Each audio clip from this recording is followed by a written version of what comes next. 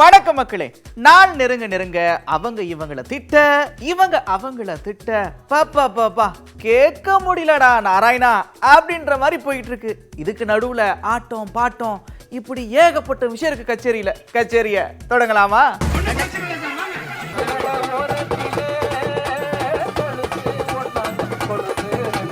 உங்க கஷ்டத்தை நல்லா புரிஞ்சு வரும். அவ்வளவுதான் ஹிந்தி வரும்.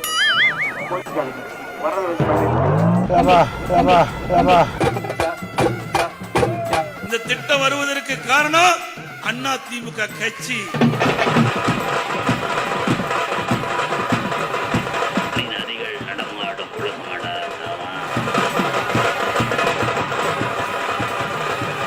தேர்தல்னு வந்துட்டா மீன் மார்க்கெட்டு, காய்கறி மார்க்கெட்டு எல்லா மார்க்கெட்டுக்கும் போய்த்தானே ஆகணும். நடந்து போயும் வாக்கு சேகரிக்கலாம், வண்டியில போயும் வாக்கு சேகரிக்கலாம், எப்படி வேணா சேகரிக்கலாம். ஆமா,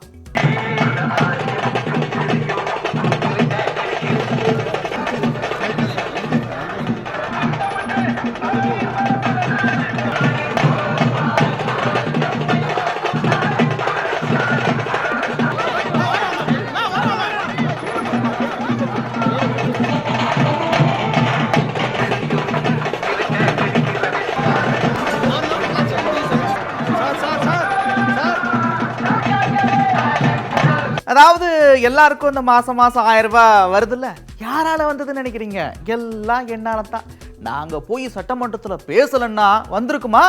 அனைத்து இந்திய அண்ணா திராவிட முன்னேற்ற கழக உறுப்பினர்கள் சட்டமன்றத்தில் பேசி, அனைத்து இந்திய அண்ணா திராவிட முன்னேற்ற கழக பொதுக்கூட்டத்தில் பேசி அழுத்தம் கொடுத்த காரணத்தினால்தான் 27 மாதம் கழித்து தான் இந்த திட்டத்தை நிறைவேற்றாங்க. இந்த திட்டம் வருவதற்கு காரணம் அண்ணா திமுக கட்சி. அண்ணா திமுக கட்சி மட்டும் இல்லாவிட்டால் இந்த குடும்ப தலைவிக்கு மாதந்தோறும் 1000 ரூபாய் உரிமை தொகை கிடைத்திருக்காது. அதை கொண்டு வந்து கொடுப்பதற்கு காரணமாக இருந்தது அண்ணா திமுக கட்சி. இன்றைய தினம் ஊர் ஊரா போறாங்களாம் திமுக காரன். போய் சுவரில் விளம்பரம் பண்ணும்போது அவர்கள் ஏதாவது அந்த குடும்ப தலைவிக்கு 1000 ரூபாய் பெறுகின்ற உறுப்பினராக இருந்தால் இந்த செவரை விடுவீங்கன்னா பணத்தை நிறுத்துவதாக மிரட்டுகிறார்கள். அனைத்து இந்திய அண்ணா திராவிட முன்னேற்ற கழகம் விடாது. இப்படி மக்களை வாட்டி வதைத்து அதிகாரத்தை பயன்படுத்தி இன்றைக்கு சின்னம் வரை சொன்னால் வெக்கக்கேடு அல்ல. பாயோ பேட்டோ ஆப்கே சர்க்கார், மோடி கா சர்க்கார் அப்படின்னு ஒருத்தர் திடீர்னு இந்தியில பேசிட்டு இருக்கார். எங்களுக்கே டவுட் ஆயிடுச்சுன்னா பாருங்களேன், ஏதோ ஒடிசா, உத்தரப்பிரதேசம் இந்த பக்கம் இங்கே போயிட்டோம் அப்படின்னு நினைச்சிட்டேன் ஒரு செகண்ட்ல. பாரத பிரதமர் நரேந்திர மோடி அவர்கள் மறுபடியும் ஒரு முறை, 3வது முறை தொடர்ந்து இருப்பார்கள் என்று நீங்கள் முடிவு செய்திருக்கிறீர்கள். கோயம்புத்தூரிலிருந்து ஏப்ரல் 19ஆம் தேதி நாம் அளிக்கக்கூடிய வாக்கு என்பது இந்தியாவே திரும்பி பார்க்கும் அளவுக்கு நம்முடைய எண்ண ஓட்டம் இருக்க வேண்டும். நம்முடைய தாமரை சின்னத்திற்கு நாம் எல்லோரும் கூட பிரதமர் அவர்களுக்கு ஆதரவாக, உங்கள் வீட்டு பிள்ளை உங்கள் அன்பு தம்பி அண்ணாமலை நின்று கொண்டிருக்கின்றான், அண்ணாமலைக்கும் ஆதரவாக நீங்கள் தாமரை சின்னத்திலே வாக்களித்து மிகப்பெரிய வெற்றியை நம்முடைய பாரத பிரதமர் அவர்களுக்கு அளிக்க வேண்டும் என்று அன்போடு கேட்டுக்கொள்கின்றோம். வந்திருக்கக்கூடிய எல்லா சகோதரரும் கூட வெயில பொருட்படுத்தாம எல்லாம் வந்திருக்கிறீங்க. எல்லா சமுதாயத்திலிருந்து மக்கள் இங்க இருக்கிறாங்க. எல்லா சகோதரிகள் எல்லாரும் இருக்கிறாங்க. ரொம்ப நன்றிங்க ஐயா. மறந்துடாதீங்க, நம்முடைய சின்னம் தாமரை சின்னம். மித்ரோ, நம்ம எல்லாரும் கூட நமஸ்காரம். आपका ध्यान में है अप्रैल 19 हमारा सिंबल लोटस फूल. आपका पूरा परिवार का आप बता दीजिए, एक इंडिया अच्छा करने का एक अच्छा आदमी नरेंद्र मोदी जी का पूरा ताकत में आप कोयम्बतूर सिटी में पूरा मेरा को परिवार फ्रेंड से आप पूरा लोटस में आप वोट करना पड़ेगा जी. हाँ, थैंक यू जी, धन्यवाद. அவ்வளவுதானே ஹிந்தி வரும். வரதை வச்சு அவ்வளவுதானே ஹிந்தி வரும். வரதை வச்சு கணா யாரு சொன்னானா கழுத்துக்கு வரலன்னு பாரு. லோ பட்ஜெட்ல கழுத்துல இறங்கி இருக்க.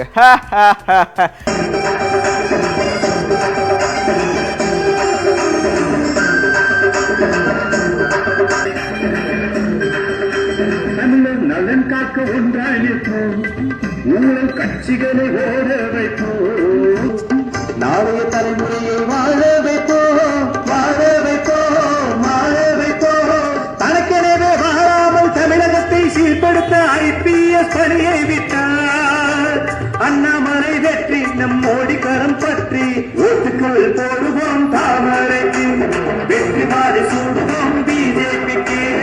அந்த கட்சிக்காரங்க ஹிந்தி படிக்காதீங்கன்னு என்ன மாதிரி ஆட்களுக்கெல்லாம் ஹிந்தியே தெரியாம பண்ணிட்டாங்க. இப்ப பாருங்க, ஆனா எங்க வேட்பாளருக்கு ஹிந்தி தெரியும்.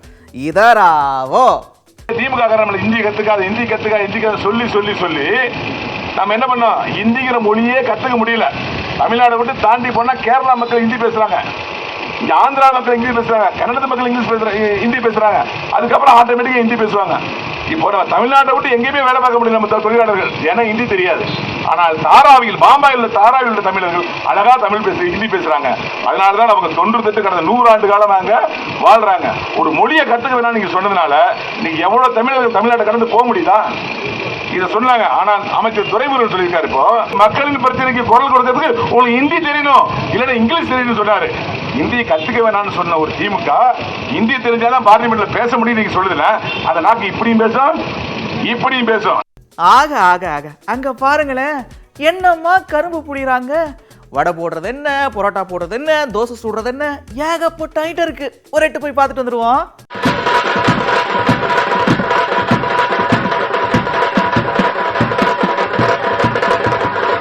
உங்களில் ஒருவனாக உங்களுக்காக உங்கள் பகுதியில் உள்ள அடிப்படை வசதிகள் அனைத்தையும் அண்ணா என்ன சொல்கிறாரோ அதை உங்களுக்காக உங்களுடன் இருந்து செய்து கொடுப்பேன் என்று நான் உறுதி கூறி உங்கள் பொன்னான வாக்குகளை உதயசூரியன் சின்னத்தில் வாக்களித்து என்னை பெருவாரியான வாக்கு வித்தியாசத்தில் வெற்றி பெற செய்யுமாறு உங்கள் பொற்பாதங்களை தொட்டு வணங்கி கேட்டு விடைபெறுகிறேன்.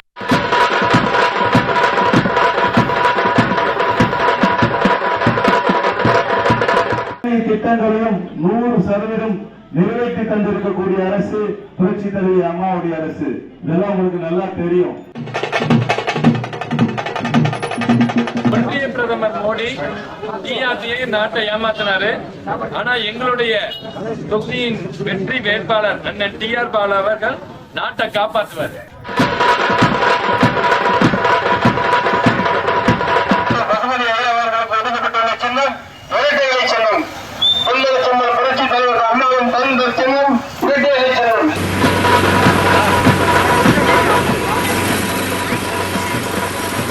நாங்க சொல்றோம், எங்க வேட்பாளர் பிரதமர் நரேந்திர மோடி அவர்கள்.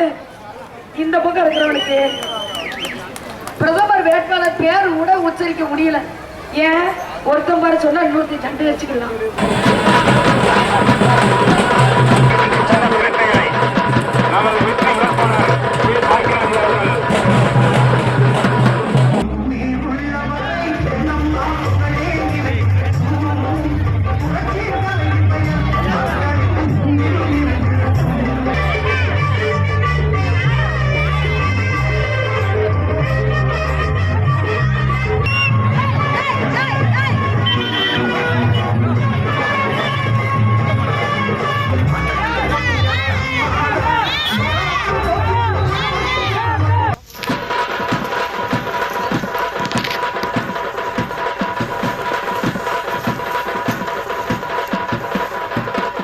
ஹாய் மச்சான்ஸ், பாஜக மீன் அவர்களுக்கு 39,000 கோடி கொடுத்திருக்குது.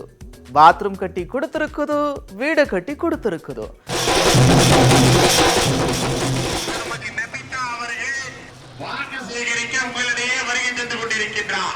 எல்லாருக்கும் வணக்கம்.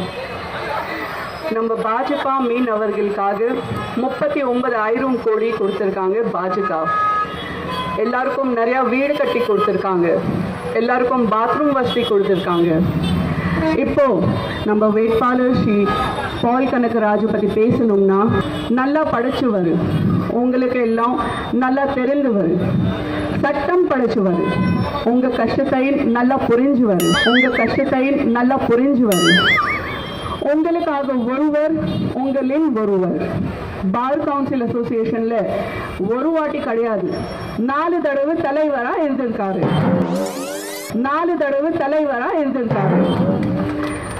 நிறைய எல்லை மக்களுக்காக உதவி செஞ்சிருக்காரு. நீங்க தைரியமா நம்பி ஸ்ரீ பால் கனகராஜன்ஜிக்கு தாமரைக்கு ஓட் போடுங்க. உங்களுக்கு எல்லாம் எப்பவும் 24 மணி நேரம் பாதுகாப்பா இருப்பாரு. தாமரை மலரும், தமிழ்நாடு வளரும். ஜெய் ஹிந்த். ராஜ்பவன்ல எப்படி இருந்தேன் தெரியுமா? என்னை சுத்தி எப்பவுமே உங்களை மாதிரி ஒரு 15 பேர் இருப்பாங்க. சாப்பாடு கொடுக்க ஒருத்தர், தண்ணி கொடுக்க ஒருத்தர். ஆனா அதெல்லாம் எனக்கு வேணாம். எலெக்ஷன் முடிச்சுட்டு வரேன், மீன் குழம்பு போடுவீங்களா?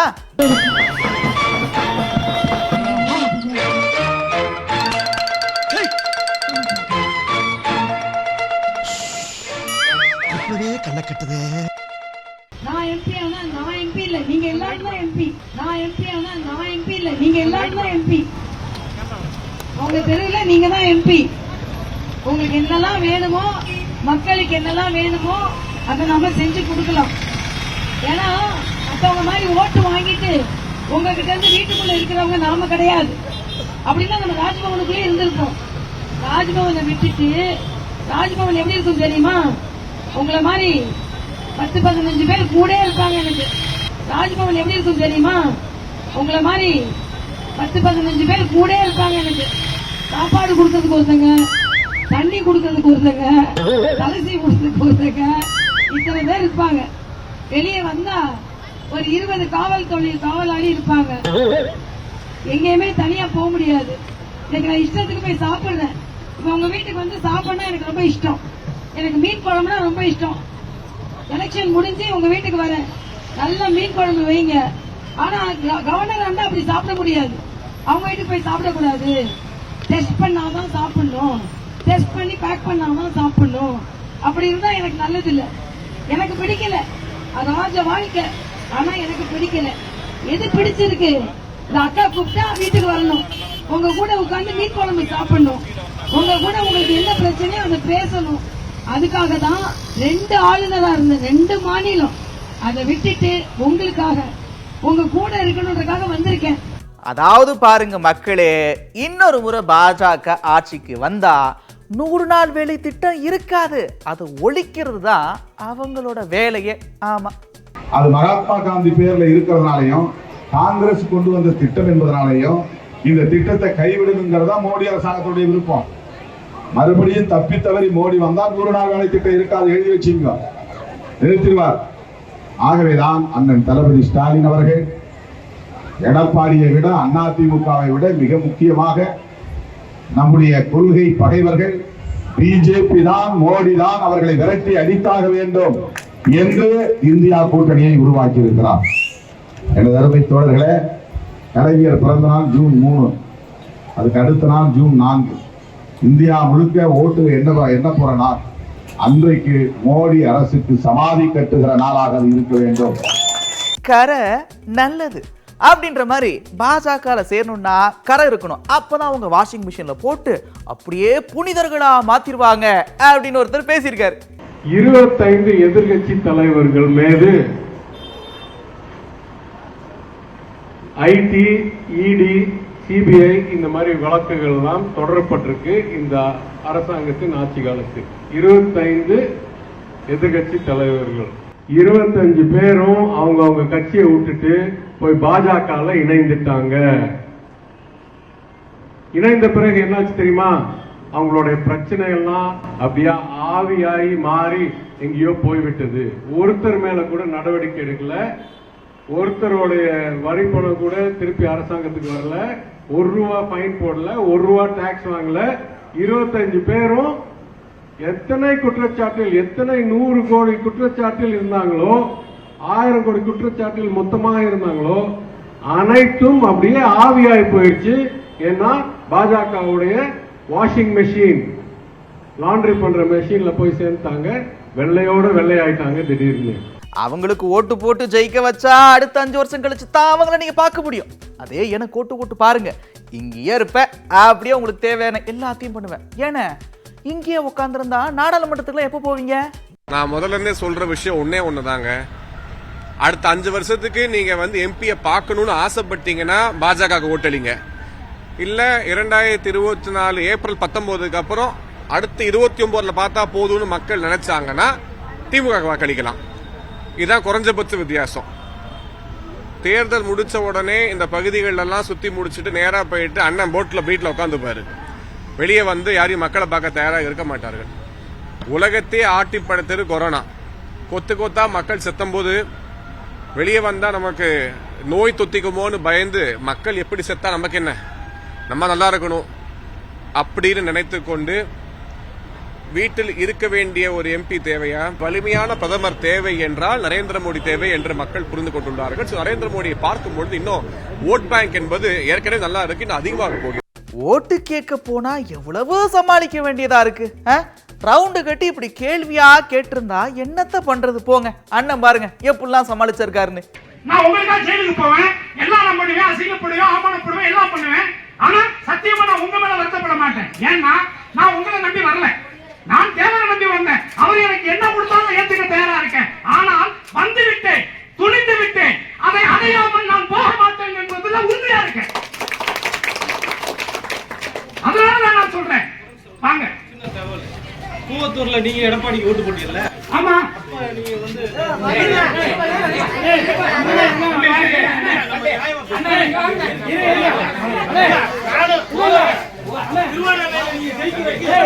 அரசியல்ல வந்து எல்லாம் பேசுறாங்க. அரசியல் நீங்க கொஞ்சம் பேசணும்.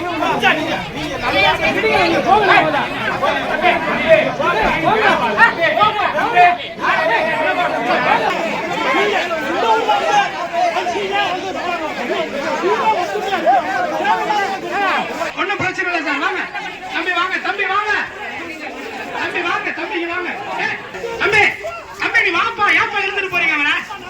நீ வாங்க, இங்க வாங்க சார். அவர் ஏதோ ஒரு கேள்வி கேட்கிறாரு.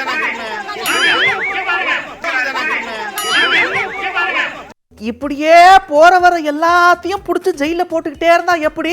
அப்புறம் வீடெல்லாம் கட்ட முடியாது, வெறும் ஜெயிலா தான் கட்டணும் அப்படின்ற மாதிரி நிலைமை போய்கிட்டு இருக்குன்னு ஒருத்தர் ரொம்ப ஆதங்கமா பேசியிருக்காரு. அவரை பொறுத்தவரையில் நாட்டில் இருக்கின்ற நல்லவர்களை எல்லாம் இன்றைக்கு சிறையிலே அடைத்துக் கொண்டிருக்கின்றார். எப்படி அந்த காலத்திலே ஹிட்லரோ முசோலினியோ நடந்து கொண்டவர்களோ அதே போல் இப்போது மோடி அவர்கள் இங்கே நடைபோட்டுக் கொண்டிருக்கின்றார். தமிழர்கள் மீது அக்கறையா? கிடையாது. தமிழர்களை பற்றி மிக உயர்வாக பேசிக்கொண்டு தமிழ்நாட்டிற்கு தமிழகத்திற்கு எவ்வளவு துரோகம் செய்ய வேண்டுமோ அதை அவர் செய்து கொண்டிருக்கின்றார்.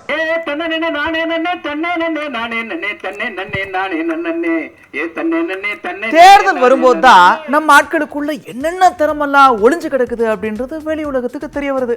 அண்ணன் பாருங்க செம்மையா பாடியிருக்கிறாரு. ஏலக்குருவியணி எங்கு எழக்கூடாது, ஏலக்குருவியணி எங்கு எழக்கூடாது, வளை என்ன பெருங்கணம்மா, அதை எருக்க வழிகளும் இருக்குதம்மா.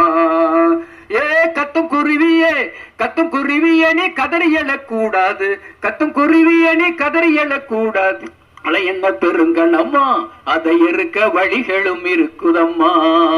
ஏ தன்னே நானே நன்னே, தன்னே நன்னே நானே நன்னே, தன்னே நன்னே நானே நன்னே, ஏ தன்னே நன்னே தன்னே நன்னே நானே நன்னே.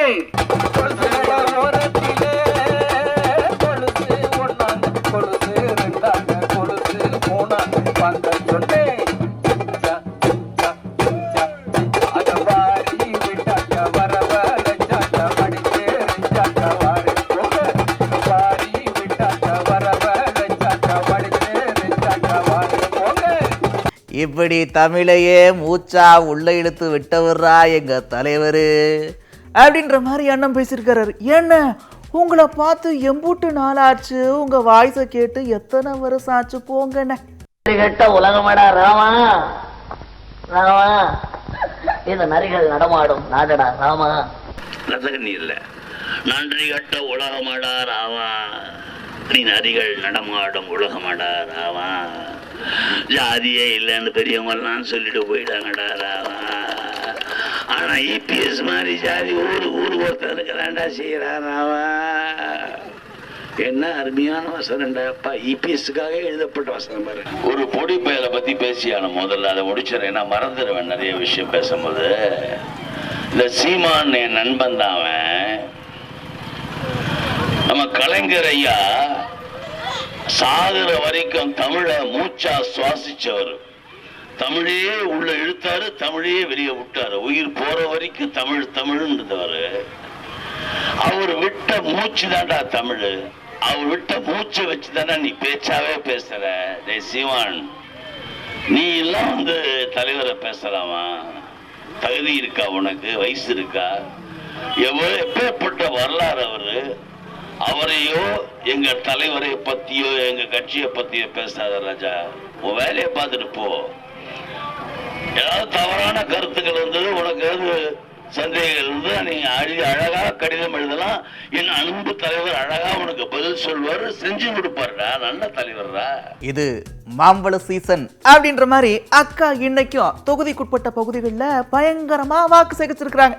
எப்படி என்ன பண்ணாங்க ஒரு எட்டு போய் பார்த்துட்டு வருவோம்.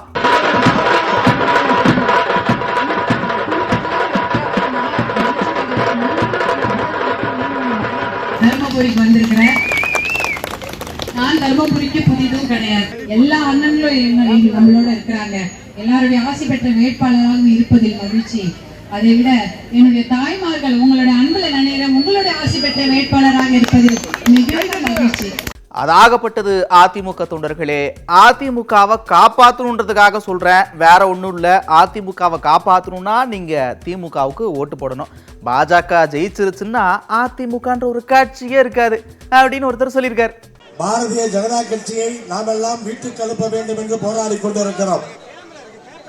ஆனால் அதிமுக பாரதிய ஜனதா கட்சியை மீண்டும் ஆட்சியில் அமர்த்த வேண்டும் என்று அவர்கள் போராடி கொண்டிருக்கிறார்கள்.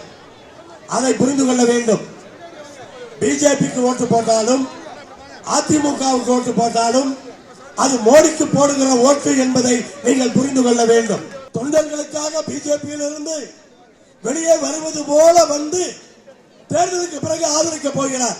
சொந்த கட்சி தொண்டர்களுக்கு எடப்பாடி பழனிசாமி துரோகம் செய்திருக்கிறார். அதான் உண்மை. சொந்த கட்சி அதிமுக கட்சியினுடைய தொண்டர்கள் மோடியை விரும்பவில்லை என்பது தெரியும். ஆனால் கட்சியை காப்பாற்றிக் கொள்வதற்காக இன்றைக்கு கூட்டணியில் இருந்து வெளியே வந்து தனியாக ஓட்டுகளை கேட்டுக் கொண்டிருக்கிறார்.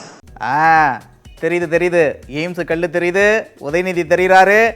இப்படிலாம் சொன்னவர் அந்த கேப்பை திறந்து பார்த்துருந்தா நான் என்னென்ன சாதனைலாம் செஞ்சேன் அப்படின்றது தெரிஞ்சிருக்கும். அவருக்கு அது கூட தெரியல போங்க அப்படின்னு ஒருத்தர் பங்கம் பண்ணியிருக்காரு. ஒரு 4 முனை போட்டி இருக்கு.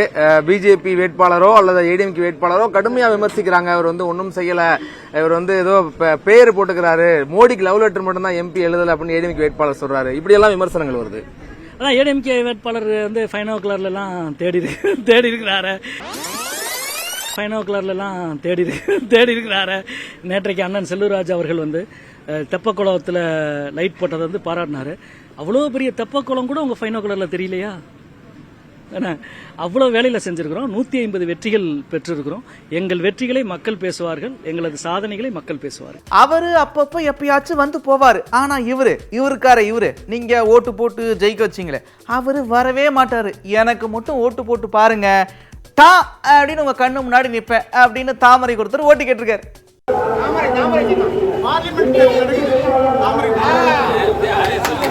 கடந்த 40 ஆண்டுகளாக இந்த தொகுதியில் பாராளுமன்ற உறுப்பினராக வந்து கொண்டிருக்கின்ற சிதம்பரத்தை புறக்கணித்து தாமரைக்கு வாக்களிங்கள், தாமரைக்கு வாக்களித்தால் தொழிற்சாலை வரும், இங்கிருந்த அத்தனை பிரச்சனையும் தீர்த்து வைக்கப்படும், நான் சிங்கப்பூரை சிதம்பரம் போல சிங்கப்பூர் மாற்றுவேன் என்றெல்லாம் பொய் சொல்ல கூறவில்லை. இந்த மானாமதுரையில் அடிப்படை வசதிகள் அனைத்தையும் நாங்கள் 5 ஆண்டுகளில் செய்து தருவோம். இங்க இருக்கின்ற உங்களுடைய பிரச்சனைகள் அந்தந்த வாரத்திலேயே தீர்ப்பதற்கு பாராளுமன்ற அலுவலகம் முழு நேரமும் வேலை செய்யும். மரியாதைக்குரிய அண்ணன் ப. சிதம்பரமாவது எப்பவாவது தொகுதிக்கு வருவார். ஆனால் கடந்த 5 ஆண்டுகளில் ஒரு முறையாவது கார்த்திக் சிதம்பரம் இங்கே வந்திருக்கிறாரா? அப்புறம் மக்களே, வடை சுட்டது, டீ ஆத்துனது, இப்படி ஏகப்பட்ட விஷயத்தை பார்த்துட்டு சிந்திச்சிருப்பீங்க. மறக்காம ஓட்டு போட்டுருங்க. கொஞ்ச நாள் தான் இருக்கு, மறந்துடாதீங்க. மீண்டும் இதே போன்று மற்றொரு நிகழ்ச்சியில் உங்களை சந்திக்கிறேன். அதுவரை விடைபெறுவது நான் நந்தா. இது தேர்தல் கட்சி. Hello right hello 1 2 3 hello